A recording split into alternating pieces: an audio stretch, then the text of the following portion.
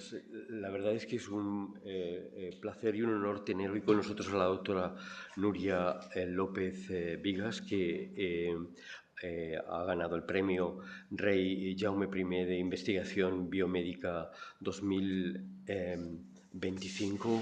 Ella es catedrática de Medicina de la Universidad Pompeu Fabra de Barcelona y también es profesor de ICREA y trabaja en el Instituto de Recerca de Barcelona. Nos va a presentar una charla sobre mutaciones tumorogénicas en tejido sano. La verdad es que la labor de Nuria es impresionante, con múltiples publicaciones en revistas de alto nivel y sobre todo con un reconocimiento internacional en el trabajo sobre el área. Así es que espero que todo el mundo disfrute de su presentación y también darle las gracias a Nuria por el esfuerzo de venir a estas horas de la mañana a hacer su presentación y, bueno, bienvenida y muchas gracias.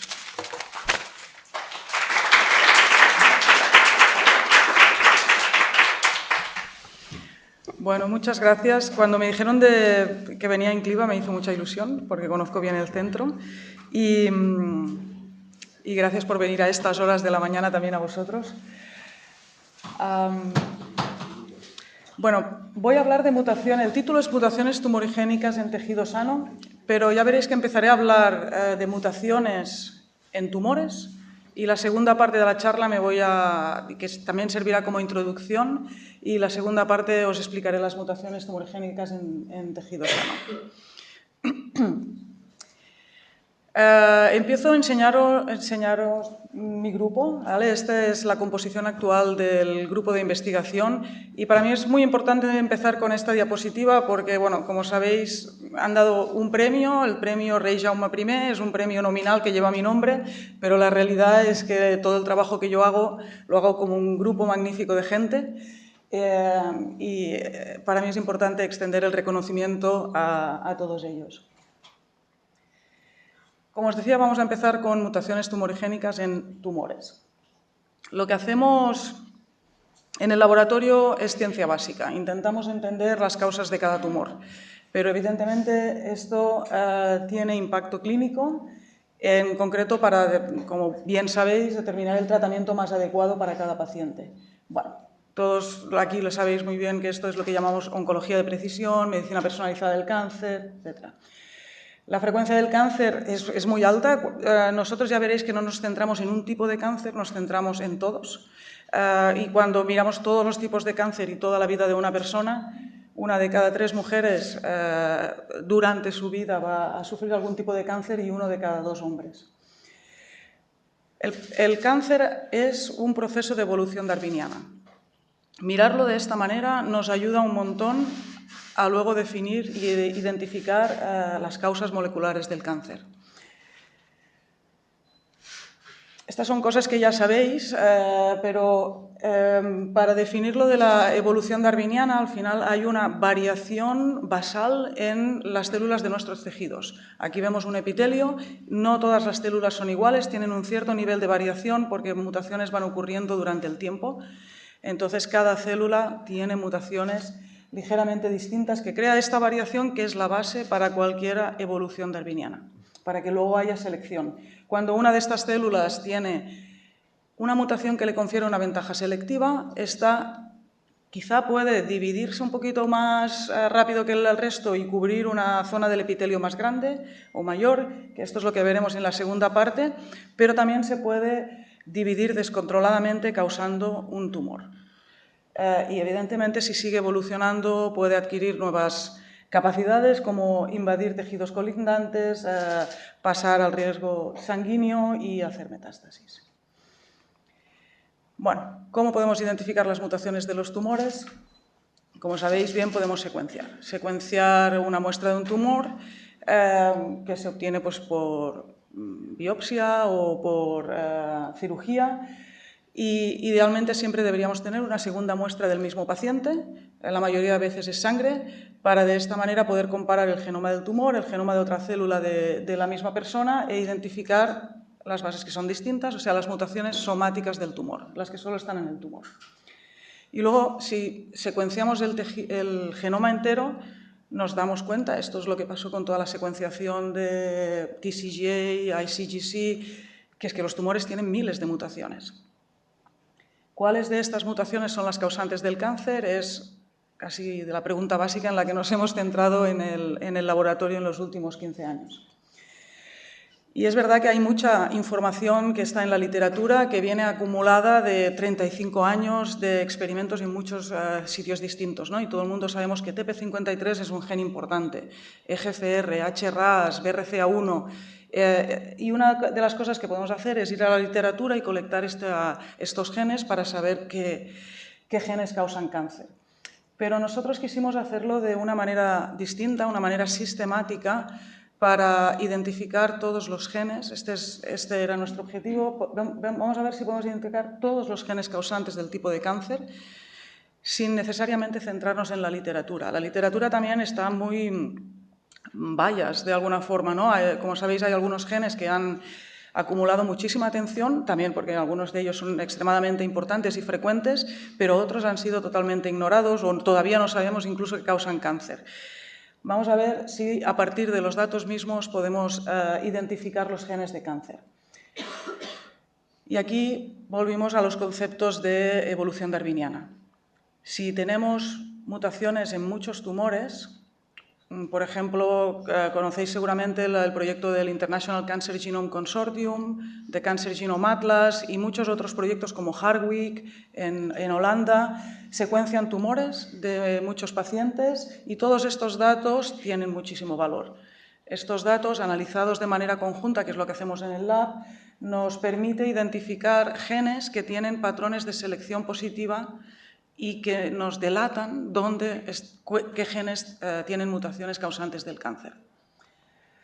Ahora os lo explicaré un poquito más de detalle, pero el concepto básico es que vamos colectando toda la información que podemos de genomas secuenciados, tenemos las mutaciones en miles de tumores de distintos tipos de cáncer, tenemos una serie de algoritmos que hemos ido mejorando en los últimos 13 años, y a partir de este análisis que nos identifica patrones de selección positiva, hacemos un compendio de genes de cáncer. Esto es lo que está en Intogen. Intogen.org es la base de datos que en la versión actual tiene 633 genes de cáncer. En realidad no es solo una lista de genes de cáncer, sino es una lista de genes de cáncer para cada tipo de cáncer. ¿Vale? Aquí veis la lista de genes de cáncer de mama, de melanoma, etc. Actualmente tenemos 87 tipos de cáncer representados en Intogen. Como os contaba esto, ya llevamos muchos años haciéndolo. El primer artículo de Intogen lo publicamos en el 2013 y hemos ido mejorando los algoritmos, colectando más datos y actualizando esta base de datos. Este es el artículo del 2020, que yo es el que ahora mismo recomendaría a quien esté interesado, porque es como el más reciente donde lo explicamos con mucho detalle. Y ahora estamos ya preparando la siguiente versión de la base de datos. Aquí os pongo las personas que están trabajando en ello. Vale, ¿qué son las señales de selección positiva? ¿No? Porque parece como mágico y así identificamos este compendio. Y esta es un poco, conceptualmente no es muy complicado, técnicamente es donde hemos puesto muchísimos esfuerzos para poder hacerlo bien y no tener falsos positivos. Conceptualmente las mutaciones ocurren al azar. Es lo que llamamos neutral mutagenesis, ¿no? Ocurren sin una dirección, sin que pasen más en TP53 que en otro sitio, ocurren al azar. Pero no todos los sitios del genoma tienen la misma probabilidad de recibir una mutación. Esto es porque, por ejemplo, aging, ¿no?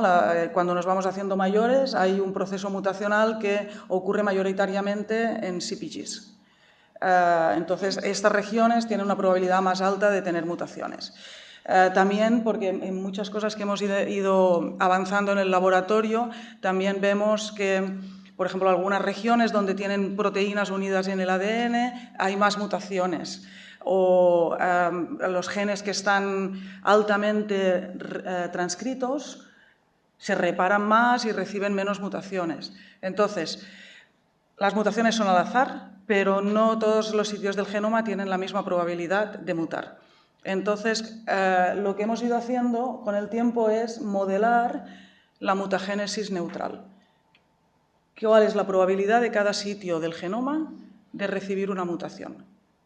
Y esto cambia según si es pulmón o piel o sangre, o si es el pulmón de un fumador o de un no fumador, ¿de acuerdo? Porque todo esto depende de los procesos mutacionales. Una vez somos capaces de saber cómo ocurren las mutaciones y podemos calcular las mutaciones esperadas en un gen, podemos comparar con las mutaciones observadas. Por ejemplo, en TP53, si miramos un conjunto de cáncer de ovario, veremos que está mutado en una frecuencia muy, muy alta de pacientes. Y lo esperado seguramente sería pues, que una frecuencia muy pequeña de personas, de tumores, tuvieran mutaciones en TP53. Entonces, hay más mutaciones de lo esperado por azar. ¿Vale? Este es uno muy fácil de entender. El otro es mutaciones que ocurren en clústeres. También podemos modelar en un gen cuál es la probabilidad de que ocurran mutaciones en distintos sitios. Y vemos, por ejemplo, BRAF, ¿no? Que es súper sorprendente. Dices, no, si todos ocurren en la posición 600. Entonces, esto lo podemos calcular. Al final es un análisis estadístico, un análisis bioinformático que nos acaba diciendo esto no puede ocurrir por azar. Y el tercero es un bias hacia mutaciones funcionales. Para cada mutación le podemos dar un score o de impacto funcional, ¿no? Tan simple como si es un stop codon en el medio de la proteína tendrá un impacto funcional muy grande, y si es una sinónima, una mutación que no cambia un aminoácido, tendrá un impacto funcional pequeño. Y entre medio está toda la gama de cambios de aminoácido, que unos son tienen un impacto mayor y otros tienen un impacto menor. Entonces, imaginaros, cada mutación acaba teniendo un score entre 0 y 1, por ejemplo. Y nosotros podemos calcular, si ponemos las mutaciones al azar según las probabilidades de mutagénesis neutral, qué scores tenemos que tener. Y lo comparamos con lo que observamos. Y en genes de cáncer vemos un bias hacia mutaciones funcionales más de lo esperado por azar. Estos distintos cálculos de selección positiva es lo que nos ayuda a identificar, o sea, empezamos con una cohorte de tumores, todas las mutaciones en 500 cánceres de mama, por ejemplo. Analizamos gen a gen y sacamos una lista de genes que tienen estos patrones. Vale, y esta es la manera como generamos este compendio. Ahora tenemos la sensación de que, especialmente para los genes, para los tipos de tumores donde ya tenemos bastantes tumores secuenciados, no creo que falten muchos genes. Y si faltan genes, son genes con una frecuencia pequeña que todavía no tenemos el poder para identificarlos. Una frecuencia pequeña en la población, pero los genes más frecuentes de cáncer de mama, de cáncer de pulmón, digamos que ya los tenemos. Seguramente también nos faltan genes para algunos tipos de cáncer que son menos frecuentes y que no se han secuenciado todavía muchos tumores. Pero los genes más importantes ya están en el compendio y ya los conocemos. La otra pregunta es, ¿qué mutaciones en estos genes causan cáncer? Porque evidentemente no todas las mutaciones en el gen GFR o en el gen TP53 van a causar un tumor, porque estas mutaciones tienen que alterar de una manera concreta la proteína. Y esta manera concreta como la tienen que alterar va a ser distinta en cada proteína de cáncer, en cada gen de cáncer, porque en algunos casos se tiene que activar un dominio, en otros casos se tiene que truncar la función de la proteína. Cada gen de cáncer es un mundo distinto. Hay algunas bases de datos como OncoKB o ClinVar o otras donde anotan mutaciones que se conoce o se sabe que son mutaciones causantes del cáncer. Pero si miramos las mutaciones que ocurren en tumores en estos genes de cáncer, nos damos cuenta que la mayoría acaban siendo lo que llamamos variants of uncertain significance, es decir, no sabemos nada de ellas, no están en ninguna base de datos y es como decisión de cada uno decir, bueno, debe ser importante o no es importante, pero muchas veces no tenemos mucha información para saberlo.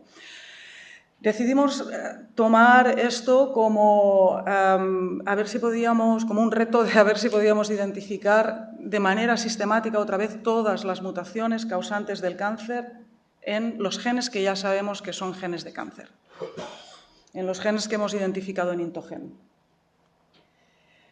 Y volvimos otra vez a los conceptos de evolución darwiniana. Aquí lo que hicimos fue modelos de Machine Learning inspirados en biología evolutiva. Inspirados en biología evolutiva, estos son los modelos BuzzDiam. Inspirados en biología evolutiva me refiero a que lo que hacen estos modelos de Machine Learning es intentar clasificar mutaciones causantes del cáncer y mutaciones no causantes del cáncer, o sea, drivers y no drivers, modelando esta neutral mutagenesis y mutaciones observadas. ¿De acuerdo? Es un poco el mismo concepto de la selección positiva, pero calculado de otra forma, porque en este caso nos va mejor estos modelos de Machine Learning. ¿Qué otras maneras podríamos identificar qué mutaciones causan cáncer? Podríamos hacer experimentos. Esto se está haciendo, de hecho, en algunos casos, en algunos genes se está haciendo lo que se llama Experimental Saturation Mutagenesis. Es decir, se coge un gen y se hacen todas las mutaciones posibles en ese gen con base editing o CRISPR y se ponen en células y se mira a ver si dan una ventaja selectiva o se ponen incluso estas células en ratones y se mira si desarrollan un tumor. ¿Vale? De manera experimental se puede generar parte de este conocimiento.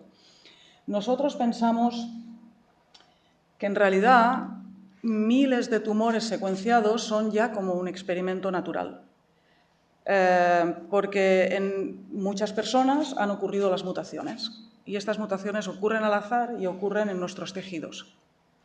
En algunos casos estas mutaciones han dado lugar a un tumor y luego se ha cogido el tumor, se ha secuenciado y tenemos esta información.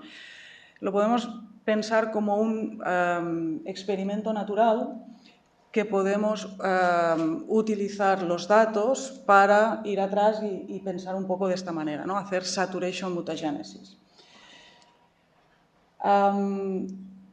El paper está publicado, no voy a entrar en muchos detalles porque me requeriría demasiado tiempo, pero os apunto solo a una frase porque será importante también para la última parte. Aquí lo que decíamos, lo publicamos en el año, lo enviamos el 2020, lo publicamos en el 2021. Propusíamos esto, ¿no? Que las mutaciones observadas en thousands of tumors, en miles de tumores, son como un experimento natural. En cada persona está testeando la capacidad de estas mutaciones de generar un tumor. Y utilizamos toda esta información, otra vez empezamos a partir de los datos de miles de tumores, generamos estos modelos y tenemos que generar un modelo para cada gen. O sea, tenemos un modelo para TP53, otro para EGFR, otro para HRAS, otro... Y en realidad hacemos modelos para cada gen y para cada tumor type. Os voy a poner un ejemplo. El gen EGFR es un gen que está frecuentemente mutado, por ejemplo, en cáncer de pulmón, también en glioblastoma. Y este es el patrón de mutaciones que observamos. Cada puntito de esto es una mutación a lo largo del gen y si están más arriba es que son más frecuentes. No todas estas mutaciones causan cáncer, aunque todas ellas las hemos observado en tumores de pulmón. Una vez tenemos el modelo de BuzzDiam de EGFR para cáncer de pulmón, podemos aplicarlo a todas estas mutaciones y algunas nos dice estas son drivers y las grises, estas no son drivers. ¿Vale? Pero en realidad esto lo podemos hacer para todas las mutaciones, incluso aquellas que nunca hemos observado en un tumor. Esto es lo que veis aquí abajo y esto es lo que llamamos in silico saturation mutagenesis. ¿Vale? Porque hacemos saturation mutagenesis, que significa generar todas las mutaciones en un gen, pero lo hacemos en el ordenador. Y nos da un mapa como este que nos dice, bueno, aquí estas mutaciones concretas de aquí, pero estas no, estas causan cáncer, estas no. Entonces, vemos claramente que EGFR se tiene que activar de una manera muy concreta, con unas mutaciones muy concretas para causar cáncer. Y esto lo aprendemos a partir de los datos, o sea, no lo aprendemos a partir de ya saber. Sí que estos datos utilizan estructura tridimensional de la proteína y, por ejemplo, dónde están las mutaciones y si se acumulan cerca en una región concreta, como por ejemplo esta. Pero en este caso lo entendemos muy bien, ¿no? Cuando EGFR está mutado, EGFR es este receptor del factor de crecimiento epidérmico, lo que hace es que este receptor está constitutivamente activo. Al estar constitutivamente activo, señaliza hacia proliferación, incremento de supervivencia. Vale, este es el porqué de estas mutaciones y no cualquier mutación causa cáncer en EGFR. Aquí tenemos el mismo concepto, ¿no? Mutaciones en miles de tumores, ya le llamamos aprendizaje automático, pero me refiero a las dos cosas, ¿no? A Positive Selection, a BoostDM. Generamos no solo un compendio de genes, pero un compendio de genes y mutaciones causantes del cáncer en estos genes. No podemos generar modelos de BoostDM para todos los genes actualmente. Tenemos 633 genes en Intogen y tenemos, creo que son 115 modelos más o menos. La razón es porque necesitamos suficientes mutaciones para poder aprender estos patrones. Y lo tenemos para los genes más frecuentes o en los tipos de cáncer donde hay más pacientes ya secuenciados. Entonces vamos actualizando a medida que hay más datos y cuantos más datos pues generamos más conocimiento, que son estos compendios y estos genes. Vale, hasta ahora os he comentado la parte de ciencia básica, ¿no? Causas del tumor. ¿Qué impacto clínico? Aquí esto lo conocéis muy bien y sigo explicando el caso de GFR porque es paradigmático y es el que utilicé el otro día en el coloquio también. Pero claro, una vez sabes que esta proteína está activada constitutivamente cuando tiene mutaciones, pues lo que quieres es parar la señalización de GFR. Y hay, como ya sabéis, una familia de inhibidores de GFR, uno de ellos es, por ejemplo, erlotinib, que están funcionando y que se están dando en primera línea, segunda línea, etc. Este es uno de los primeros artículos en que se demostraba que erlotinib comparado con quimioterapia retrasa la progresión del cáncer de pulmón. Pero fijaros que solo darás erlotinib si tiene mutaciones de cáncer en EGFR o amplificaciones en el gen. No es para cualquier cáncer de pulmón. Y aquí es lo que me lleva a la necesidad de secuenciar el tumor en un paciente para tomar una decisión de cuál es el tratamiento más adecuado. Dependiendo de las mutaciones, pues es un tratamiento u otro, dependiendo de eso, la colección de tratamientos dirigidos con biomarcadores moleculares que hay. Entonces, esto ya se está haciendo aquí en Valencia, se está haciendo en Cataluña, se está haciendo en muchos sitios de Europa y en Estados Unidos, que es secuenciar, por ejemplo, en cáncer de pulmón se hace de manera bastante frecuente, en otros tipos de cáncer no tanto, pero dependiendo del tipo de cáncer, se secuencia el tumor, se identifican una serie de mutaciones y hay un paso muy importante y muy difícil que es la interpretación de estas mutaciones. Y dependiendo de esta información se decide cuál es el tratamiento más adecuado para el paciente. Este paso de interpretación es complejo, porque dependiendo, o sea, a veces puedes decidir secuenciar un panel de genes relativamente pequeño y tienes pues, no tantas mutaciones, pero aún tienes que hacer este paso de interpretación y no es nada fácil. En los casos que te vas a paneles un poquito más largos, el número de mutaciones ya es intratable para hacerlo uno a uno con expertos. Si nos vamos a exomas o a genomas, necesitamos automatizarlo de una manera muy eficiente. Lo que llevamos muchos años en el laboratorio es desarrollando una herramienta para automatizar este proceso de interpretación, se llama Cancer Genome Interpreter, y en concreto lo que hace es estas dos preguntas. Identificar de todas las mutaciones que tiene este tumor, cuáles de ellas causan el cáncer y cuáles de ellas son biomarcadores de tratamiento.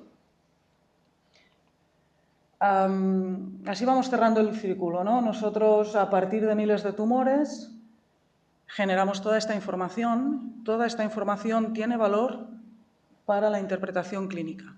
Para la interpretación clínica podemos mirar en estas bases de datos que os mencionaba antes, como OncoKB, ClinVar y otras bases de datos, y CGI Clinics contiene también toda esta información de bases de datos anotadas, pero también se enriquece con el resto de anotaciones de todas las variants of uncertain significance, que si no te quedas huérfano y no sabes qué hacer con esa información.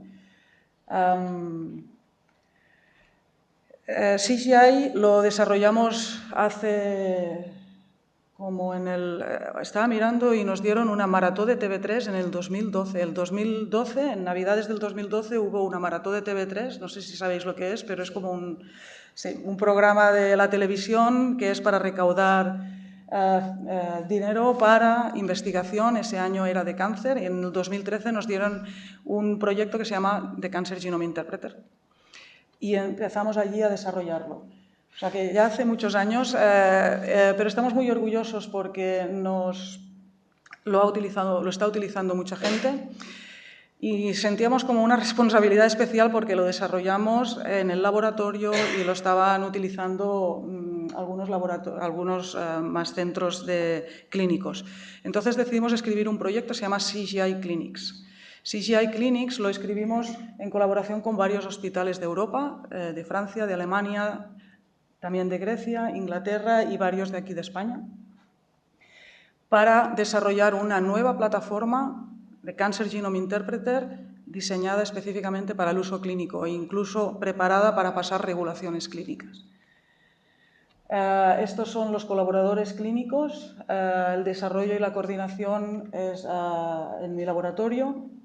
La secuenciación, porque también tenemos secuenciación dentro del proyecto, se hace en el CENAC y hay otros partners como la Fundación Científica de la Asociación Española contra el Cáncer, European Association of Cancer Research y Alira Health, que es una compañía que nos está ayudando en todos los procesos de regulación.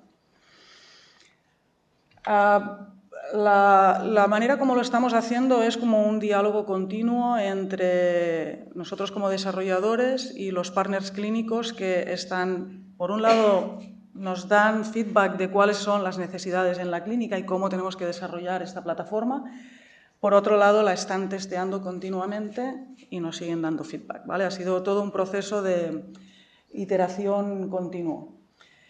El proyecto empezó en 2023 y ahora estamos aquí. Estamos un poquito más allá del Ecuador, nos quedan todavía un par de años.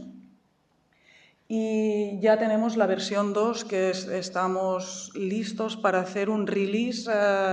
Ahora esta versión es la que están utilizando de manera extensive todos nuestros partners y algunos colaboradores más que son beta testers iniciales, ¿no? Y a principios del año que viene vamos a hacer un release ya público para todo el mundo. Una cosa que quizá os pueda interesar es que vamos a hacer una nueva call durante este año que viene para que nuevos partners, nuevos colaboradores se junten al proyecto y podamos incluso secuenciar algunas de las muestras. O sea que si os interesa, en ese momento podríais aplicar y entrar en el proyecto. Esta plataforma está diseñada, por un lado, claro, para uso en la clínica tiene que ser muy robusta, pero también queremos que sea comprehensive, es decir, queremos la mejor interpretación y más completa de todas las mutaciones que causan cáncer. Pero a la vez tiene que ser reproducible, tiene que tener clinical validity, estamos ahora avanzando en la clinical validity para la regulación. Queremos que sea muy transparente, o sea, nosotros lo publicamos todo, el código será transparente, etcétera. Y bueno, hemos trabajado en la New User Interface junto con los partners para que sea intuitivo y fácil de utilizar. Data Security también, porque los datos son datos de pacientes, tienen que estar siguiendo todas las regulaciones de privacidad de datos. Y estamos trabajando en esta Clinical Approval, que será un IVDR, una específica. Esto es lo que nos están ayudando los expertos en regulación. Los valores de CGI Clinics, que es una cosa que yo insisto mucho, estamos desarrollando una plataforma. Fijaros que esta es la parte de nuestro laboratorio que es muchísimo más aplicada. Hacemos mucha ciencia básica y lo que veréis al final también es ciencia básica, pero tenemos esta rama de la que yo estoy muy orgullosa, que es muy aplicada. Y nos centramos para que esto tenga una utilidad clínica y por eso tiene que ser seguir todas las regulaciones, etc.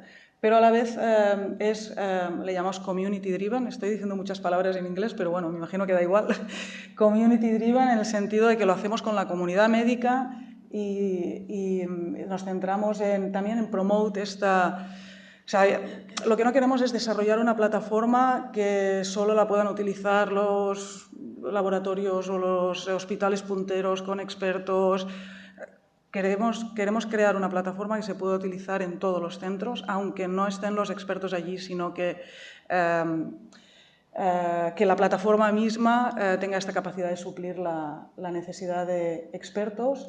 Incluso estamos desarrollando la opción de hacer Virtual Molecular Tumor Boards, de manera que en estos centros donde tú tienes una interpretación automática a través de esta herramienta, llega un momento en que sí necesitas hablar con un experto. Necesitas hacer un Molecular Tumor Board, entonces estará acoplado con un Virtual Molecular Tumor Board para suplir esta necesidad. Y Open Science, que ya os lo he comentado. La otra cosa que también es importante es que hemos desarrollado esta plataforma para que también sea un motor de recopilar más datos. Una vez estás utilizando CGI Clinics, tú pones allí los datos clínicos y los datos clínicos básicos y los datos de genómica. Esta es una oportunidad para cerrar este círculo, seguir aprendiendo a partir de los datos que se van acumulando. Vale, volvemos a este concepto, más datos, más conocimiento, mejor interpretación para la clínica. Vale, aquí acabo la primera parte, la parte de mutaciones en tumores, y nos vamos a las mutaciones en tejido sano. Seguramente os suena, ¿no? Porque en los últimos años ha habido, no muchos años, fíjate que este paper es del 2015, os voy a enseñar luego uno del 2014, pero todo este campo de mutaciones y expansiones clonales en tejido sano es muy reciente. Este es un artículo de Íñigo Martín Corena, que trabaja en el Sanger Institute, y en el 2015 lo que hicieron fue coger del párpado gente que se hacía operaciones por caída de párpado. Entonces no son personas que tengan un cáncer ni un melanoma, no. Son tejido sano que por otras razones se ha tenido que extraer y cogieron trocitos muy pequeños y extrayeron DNA y secuenciaron. Y se dieron cuenta de que hay mutaciones en genes de cáncer, TP53, Notch1 y otros, y estas mutaciones no son random, son mutaciones con patrones de selección positiva. Es decir, son mutaciones que han ocurrido en tejido sano que dan una ventaja selectiva y se expanden en forma de clones. La piel, a nivel de pathology, o sea, si lo miras en el microscopio, es piel absolutamente normal. Pero estas células con estas mutaciones se van expandiendo en la piel. Otro que seguramente os suena es clonal hematopoiesis. Es el mismo concepto, pero en sangre. Esto se publicó en 2014 en varios artículos que estaban secuenciando sangre para estudiar, por ejemplo, asociación con esquizofrenia o otras enfermedades. Pero luego se dieron cuenta que en la sangre, que están secuenciando para mirar mutaciones germinales, encontraban otras mutaciones, como por ejemplo mutaciones en DNM3CA, TET2 y TP53 también. Entonces, estas mutaciones no son mutaciones en la línea germinales, son mutaciones somáticas en la sangre de hematopoietic stem cells que reciben estas mutaciones y se expanden. Se expanden hasta más de un 2%, hasta representar una sola mutación, el 2% de la sangre, de las células de la sangre, y por eso las podían identificar con una muestra de sangre. Esta clonal hematopoiesis está asociado a un incremento de riesgo de leucemias, pero también riesgo de problemas cardiovasculares y mortalidad en general. Es una condición que no es una enfermedad, y además la tenemos todos a medida que nos vamos haciendo mayores, pero sí tiene una asociación con riesgo de cáncer, por ejemplo. El otro que os contaré, porque es donde me voy a ir ahora en detalle, es vejiga, que en el año 2020 se publicó este artículo Este primero también es del laboratorio de Íñigo Martín Corena en el Sanger y este es de un grupo en la China, que más o menos, creo que en el mismo número publicaron los dos. En este caso lo que hacen es el urotelio de la vejiga, cogen con Laser Capture Microdissection un trocito, extraen el ADN y secuencian. ¿Vale? Al coger trocitos tan pequeños, si hay clones, esperas que el trocito sea suficientemente pequeño para que en una secuenciación normal tú puedas detectar un clon. O sea, que básicamente tengas un clon en ese trocito, o poquitos. Y efectivamente identificaron mutaciones en algunos genes e identificaron estas señales de selección positiva. Es decir, mutaciones en estos genes que ocurren en células de la vejiga, dan una ventaja selectiva y se expanden en el urotelio. Este urotelio tiene un aspecto absolutamente normal. Entonces, esto ya nos empieza a ayudar a ver que lo que está pasando es que desde la primera célula y la primera división ocurren mutaciones. Y claro, las células se dividen en millones, millones, millones y millones de veces. En nuestro cuerpo tenemos varios billones de células. Entonces, todas estas divisiones van generando mutaciones que se van acumulando con el tiempo. Estas mutaciones es lo que genera variación entre las células de nuestro cuerpo y esta variación en algún momento puede dar lugar a una selección, una ventaja selectiva, haciendo que hayan estos clones. Sí, lo tenemos que ver como todo nuestro cuerpo es un conjunto de clones que se han ido formando durante toda nuestra vida. Vale, otra manera que nos ayuda también a verlo es este concepto de... O sea, al final, fijaros que siempre vamos a lo mismo, variación y selección. Esto nos ayuda muchísimo a entender la evolución en tejido sano y la evolución en tumores. La variación es que las células adquieren potential cancer driver mutations al azar y ahora estamos empezando a contar cuántas mutaciones tienen nuestros tejidos y ya os digo que tenemos miles de células con mutaciones driver en TP53 sin ninguna expansión clonal, sencillamente por azar, por el hecho de que estas mutaciones ocurran y tenemos millones de células. Entonces, dependiendo del ambiente, también tenemos que tener en cuenta que las mutaciones solas no hacen nada, ¿no? Es una mutación en una célula determinada, en un ambiente determinado, que puede causar esta ventaja selectiva e incrementar en forma de clones. Y en algunos casos, este incremento de estos clones pueden incrementar el riesgo de cáncer. Esto es lo que estamos intentando estudiar. La relación entre lo que estamos expuestos, por ejemplo, tabaco, alcohol, polución, lo que estamos expuestos y las expansiones clonales en nuestros tejidos y cómo estas expansiones clonales pueden o no incrementar el riesgo de cáncer. Vale, para poder estudiar esto tuvimos que desarrollar una nueva tecnología porque estas tecnologías que descubrieron todo este campo son muy laboriosas y cada vez estás intentando identificar un clon, ¿no? Hacer Laser Capture Microdissection de un trocito muy pequeño. Nosotros queríamos ver si podíamos en una muestra identificar cientos de clones. ¿Vale? Para esto lo que tenemos que hacer es una cosa distinta, que es coger una muestra más grande donde haya muchísimos clones, pero luego tenemos que secuenciar muy profundo, no secuenciar a 30 por, sino secuenciar a 5.000 por. Cuando nos vamos a secuenciar a 5.000 por tenemos otro problema, que es la tasa de error de la secuenciación y la amplificación. Si yo veo una sola molécula de 5.000 con una mutación, lo más probable es que sea un error y que no sea una mutación de verdad, porque la tasa de error es mayor que la tasa de mutaciones. Entonces necesitamos un método de secuenciación que corrija por errores. Y el método de secuenciación que corrige por errores es secuenciación dúplex, que ahora os contaré. Entonces, en este artículo, que es el que publicamos ahora último hace pocas semanas,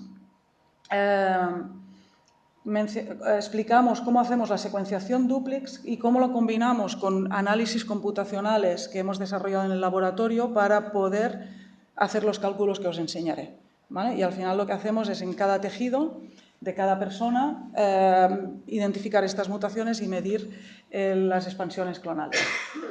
La secuenciación dúplex conceptualmente es bastante simple. Secuenciamos las dos strands de una molécula. Al secuenciar las dos strands de una molécula, podemos saber que esta mutación está allí porque sabemos que hay la A y la T están en las dos strands y encajan. A la que separas las dos moléculas, haces PCR, amplificas, secuencias, se van acumulando mutaciones, pero estos errores se acumulan de manera independiente en cada strand. Entonces, si nosotros hemos puesto unos barcodes que nos dice estas dos strands van juntas, al final lo que hacemos es un análisis bioinformático que decimos, vale, todas estas eran errores de amplificación, selección, estas de verdad. Y ahora tenemos un método de secuenciación que nos permite hacer super deep sequencing, como 5000 por ejemplo. Y esto es lo que aplicamos como primer estudio. Ahora lo estamos haciendo en varios otros tejidos, pero el que ya está publicado es el estudio de vejiga. Y la realidad ahora lo veréis, identificamos un montón de clones. Para mí esto es como un sueño porque ahora lo veréis con números, pero llevamos muchos años acumulando más y más tumores de muchas personas para tener más poder estadístico para poder hacer estos cálculos. De golpe cogemos una muestra, secuenciamos muy profundo y tenemos más mutaciones de las que había visto nunca. Y esto nos da muchísimo poder estadístico para este tipo de cálculos. Y luego, ¿para qué? O sea, esto es interesante de por sí, pero también nos hacemos una pregunta muy concreta. Porque secuenciamos el tejido sano de varias personas, de 45 personas. Y nos preguntamos cómo la exposición a distintos factores de riesgo modifica este tejido sano para causar o incrementar este riesgo de cáncer. En vejiga, los dos factores de riesgo más importantes son sexo, los hombres tienen 4 veces más incidencia de cáncer de vejiga, y el tabaco. Además, de manera independiente, Bueno, los hombres también son más fumadores, pero cuando haces el análisis teniendo en cuenta esto, ves que 3 veces más los fumadores tienen 3 veces más incidencia de cáncer de vejiga. Entonces, lo que nos preguntamos es, ¿hay diferencias entre hombres y mujeres en la composición del tejido clonal? ¿Hay diferencias entre fumadores y no fumadores en esta composición? Esto es un trabajo con Rosana Risques, es una investigadora de Seattle, ella es catalana también, pero hace muchos años que trabaja allí, lleva su laboratorio allí. Y en Seattle colectaron muestras, brushing en autopsias, un trozo de unos 2 centímetros del urotelio, estas células epiteliales las ponen en un tubito, extraemos DNA y se hace la secuenciación dúplex 5000 por en cada una de estas muestras. Esto no lo podemos hacer para todo el genoma porque es carísimo. Lo que es muy caro es la secuenciación. Tenemos siempre que decidir un panel de genes que nos interesa. En este caso eran estos 15 genes y el promotor de TERT, porque es muy importante, el 70% de los cánceres de vejiga tienen mutaciones en el promotor de TERT. Raquel y Farriol son los 2 primeros coautores, son estudiantes de mi laboratorio y son los que desarrollaron también, junto con mucha otra gente del laboratorio, pero desarrollaron las pipelines computacionales para hacer todo esto. Esto es lo que os decía del sueño del número de mutaciones, ¿no? En cáncer de vejiga, en Intogen tenemos 892 tumores y tenemos 432 mutaciones en TP53 y estos son los números de estos otros genes. Aquí, que son 45 donantes, tenemos números muchísimo mayores de mutaciones somáticas que hemos identificado. Y la razón es simple, cada tumor es un clon. Y cuando hacemos una muestra de estas, tenemos cientos de clones. Entonces, aquí solo podemos identificar o 1 o 2 mutaciones en TP53. En cambio, aquí podemos identificar a veces 100. Y así es como estamos acumulando toda esta información. Pero luego te puedes preguntar, bueno, sí, identificas muchas mutaciones, pero es que igual son mutaciones neutrales. Bueno, pues vamos a calcularlo.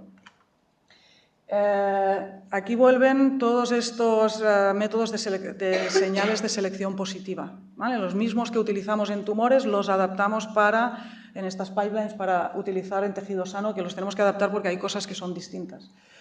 Todas estas son las mutaciones que vemos en un gen que se llama RBM10. Y luego puedes empezar a ver, vale, ¿cuántas mutaciones que truncan la proteína tengo? Son todas las rojas. ¿Y cuántas espero por azar pensando solo en neutral mutagenesis? Pues por azar espero un número muy pequeño, como unas 15, y observo 1595. Esto es una señal de selección positiva enorme. Esto significa que mutaciones que truncan el gen RBM10 dan una ventaja selectiva a la célula y se va ampliando, extendiendo clonalmente en la vejiga. Nosotros cuando hacemos un brushing y secuenciación podemos detectar muchas más mutaciones truncating de este gen de las que están ocurriendo, porque hay muchas más células por las expansiones clonales. Entonces también vemos con estos cálculos que la mayoría de mutaciones truncantes que vemos son drivers, 97% de ellas. Las missense, los cambios de aminoácido, nos pasa lo mismo, el incremento no es tan grande, pero es muy grande. Este sería el número de esperadas y tenemos hasta aquí el número de observadas. El 68% de las mutaciones son drivers. TP53, lo mismo. Tenemos señales de selección positiva tanto en truncating como en missense. El 80 y 84% de las mutaciones truncating y missense que hemos visto en la vejiga de estas personas son drivers. Es decir, que vemos muchísimas mutaciones, pero es que además la mayoría en estos genes son drivers. Cada columna aquí es una muestra distinta, cada fila es un gen. Y tenemos tanto poder estadístico por muestra que podemos calcular estas señales de selección positiva día en día, los cálculos que hacemos, lo podemos hacer por cada muestra. Y nos damos cuenta que hay una variabilidad individual muy grande. Por ejemplo, esta persona, ¿vale? 04, tiene muchísimas mutaciones en este gen, muchísimas mutaciones truncantes en RBM10. En cambio, esta otra persona, no. ¿Vale?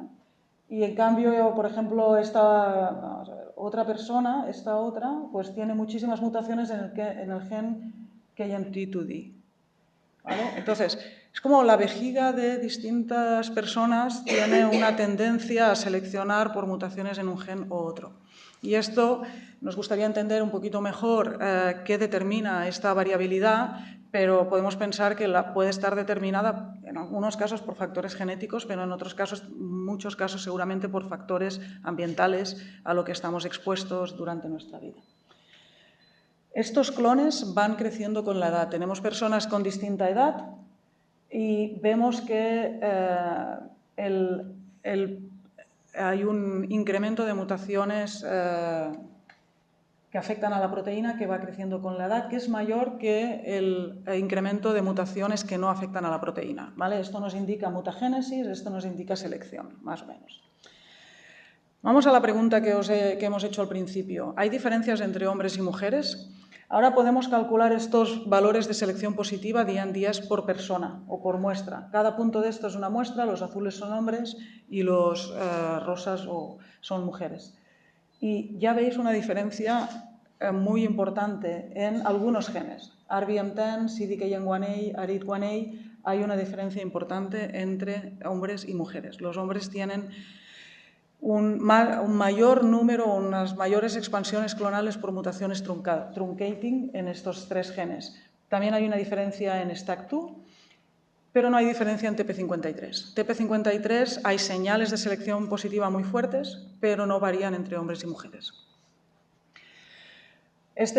Aquí vemos la diferencia, pero luego hicimos el análisis digamos, más correcto porque cada persona tiene una edad distinta, alguna persona es fumador, otro no es fumador, entonces tienes que corregir por estos otros cofactores Y esta es un análisis de regresión multivariado que tiene en cuenta todos estos factores y vemos que estos 3 genes tienen una diferencia muy significativa.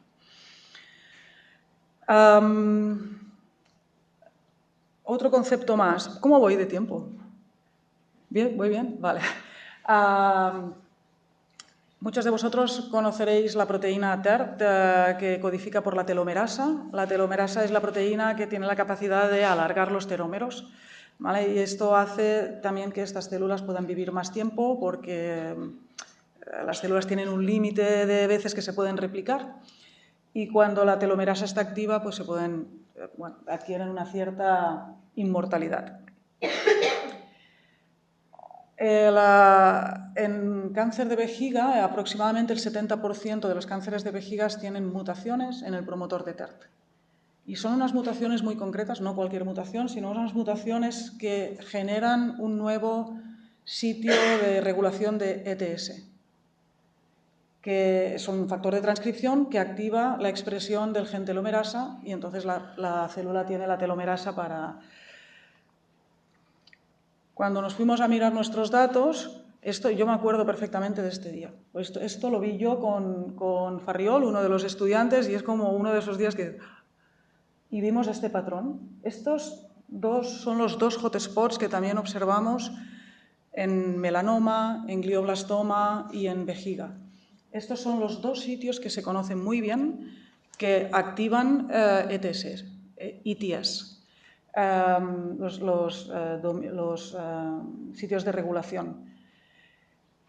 Aquí estoy pintando las mutaciones que ya se han observado en tumores y que se conocen bien y las mutaciones que no se han observado en tumores. Y veis que observamos de las 2, pero hay un incremento muy importante de estas. Esto es una señal de selección positiva para mutaciones activadoras, ¿vale? Claramente lo que está pasando es que hay células en nuestra vejiga que adquieren por azar mutaciones en el promotor de TERT y algunas de ellas dan una ventaja selectiva a la célula, estas se expanden y tenemos más células con mutaciones en el promotor de TERT en nuestra vejiga, sin causar ningún tumor. Ninguna de las personas que secuenciamos tuvieron ningún cáncer de vejiga.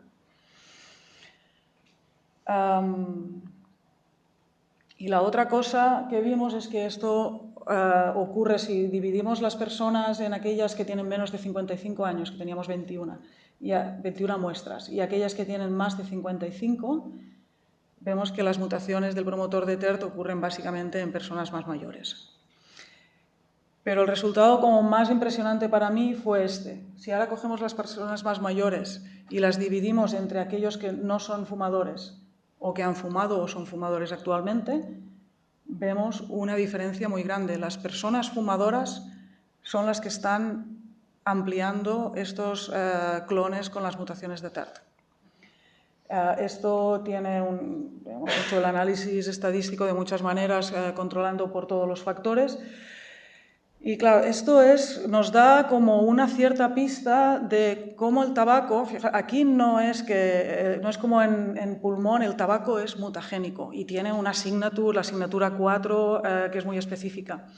Aquí no estamos hablando de mutagénesis del tabaco. Estas mutaciones no están causadas necesariamente por el tabaco. Lo que hace el tabaco es cambiar el ambiente en la vejiga para que estas células con mutaciones en el promotor de TERT tengan una ventaja selectiva. Es lo que nosotros llamamos promotion. Es no mutagénesis, sino es un promoter. Aquí es un poco lío, es el promotor de TERT un promoter, pero bueno, es promotion, tumor promotion. ¿De acuerdo? Y nos da una pista también de por qué quizá incrementa el riesgo en personas fumadoras. Ahora estas personas fumadoras tienen más células con mutaciones en el promotor de TERT en su vejiga. Podría ser que esto esté directamente ligado con un incremento de riesgo. Vale, resumen de esta parte y luego voy a un concepto más. Aquí tengo algunas diapositivas en inglés, pero básicamente es para explicar que esta es una tecnología muy efectiva, cost effective, en el sentido de que con una sola muestra y una secuenciación podemos identificar miles de mutaciones y tenemos muchísimo poder estadístico. Encontramos esta selección positiva más fuerte en hombres que en mujeres, en 3 genes, y que las mutaciones del promotor de TERT están seleccionadas positivamente en fumadores. Acabo con esta otra parte, o sea, otra vez volvemos a qué montón de mutaciones que podemos identificar, ¿no? Este montón de mutaciones que podemos identificar en realidad nos está acercando a Real Saturation Mutagenesis. ¿Os acordáis que os he hablado de Experimental Saturation Mutagenesis, In Silico Saturation Mutagenesis, y ahora nos vamos a tejido sano y estamos viendo más de la mitad de los sitios, los residuos de la proteína ya con mutaciones? Y no lo estábamos buscando.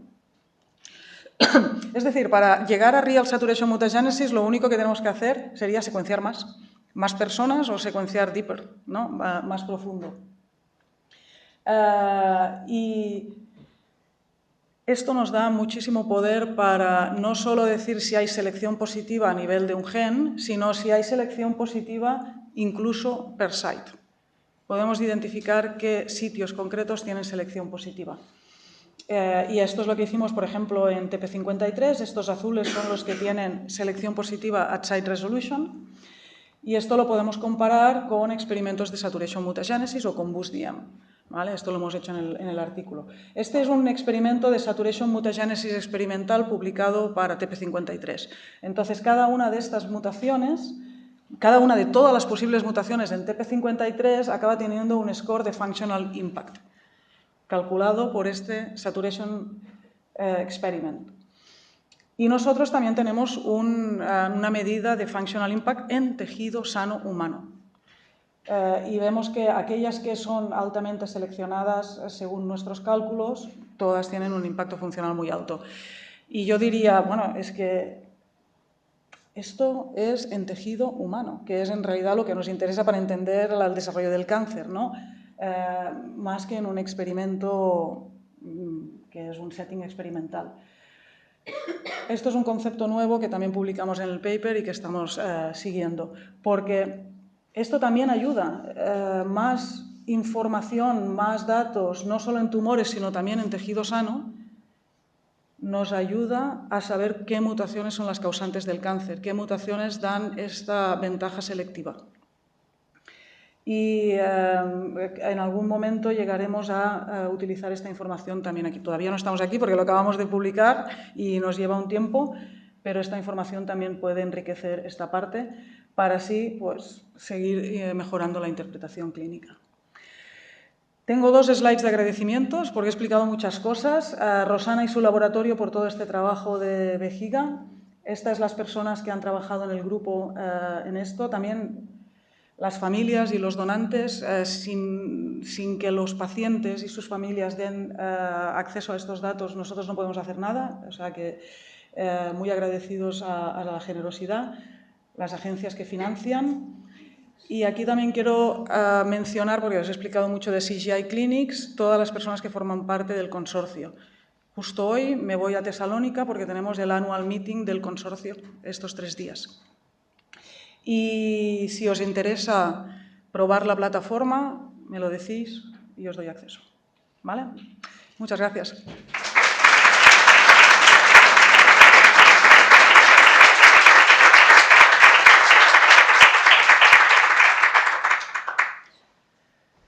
Muchas gracias. ¿Alguien tiene alguna pregunta?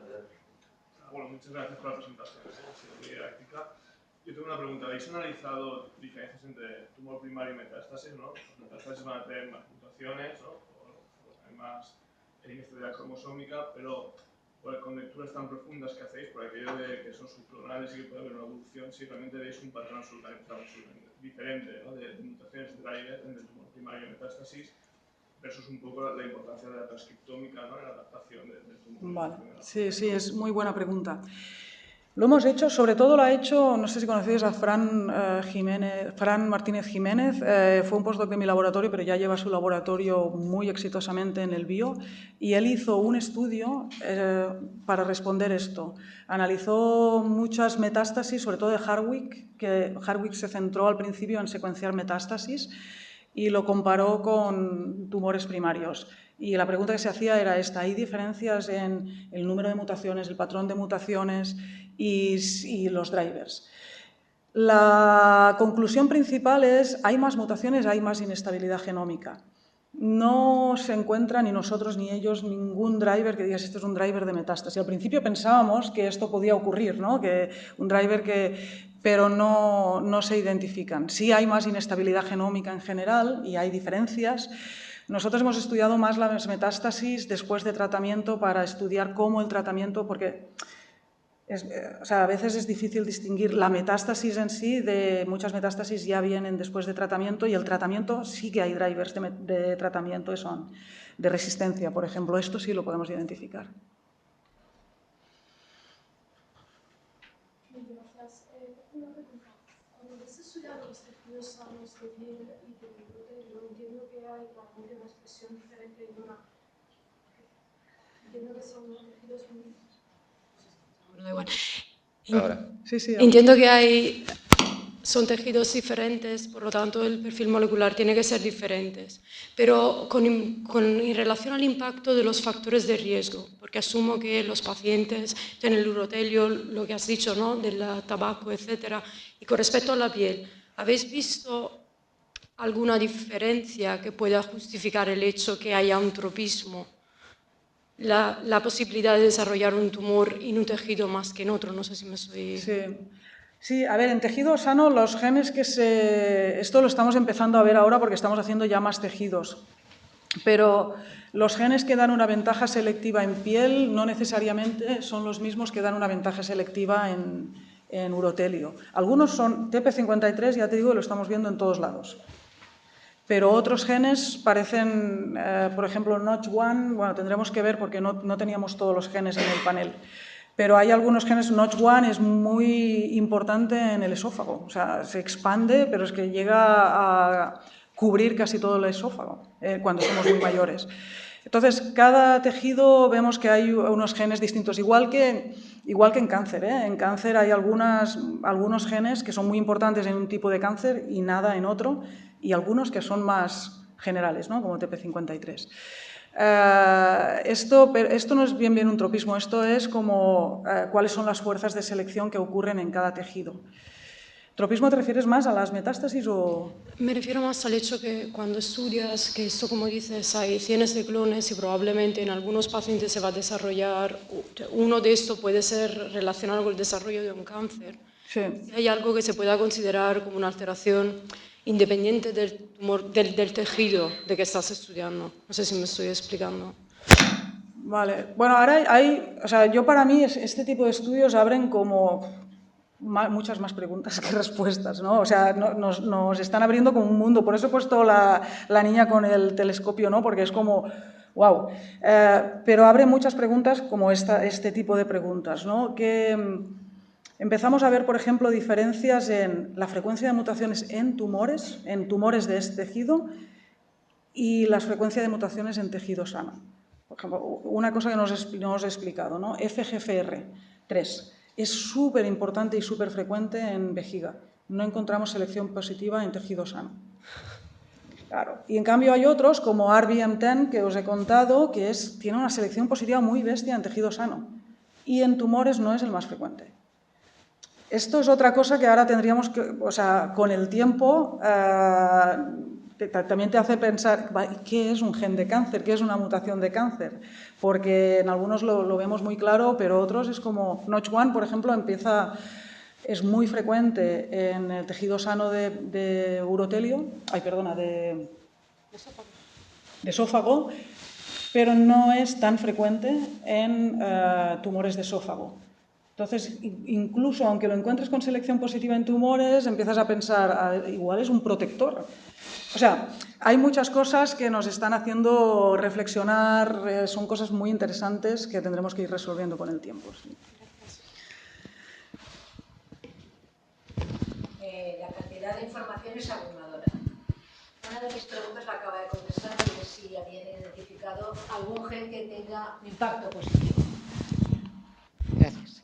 Parece ser que sí hay genes con impacto positivo. Notch1 esto no lo hemos identificado nosotros, lo han identificado los del Sanger en esófago, pero sí que todos, porque ahora nosotros también estamos haciendo esófago y también lo vemos, sí que estamos todos pensando, bueno, tenemos que pensar de otra manera porque igual sí que es un protector.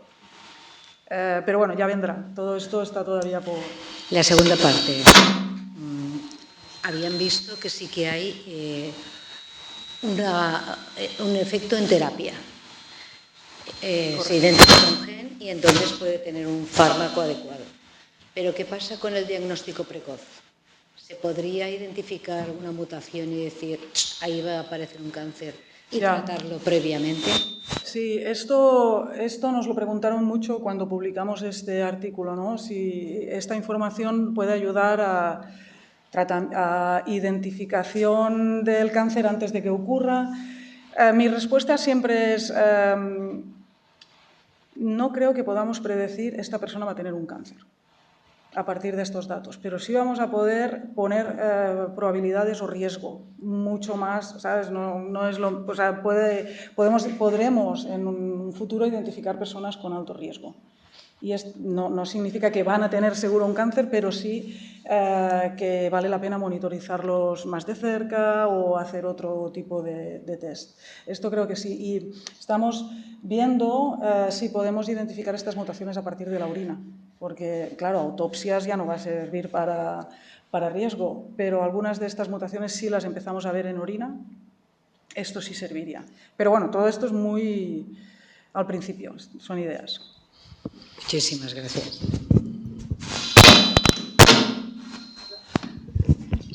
Muy bien, pues nada, muchísimas gracias.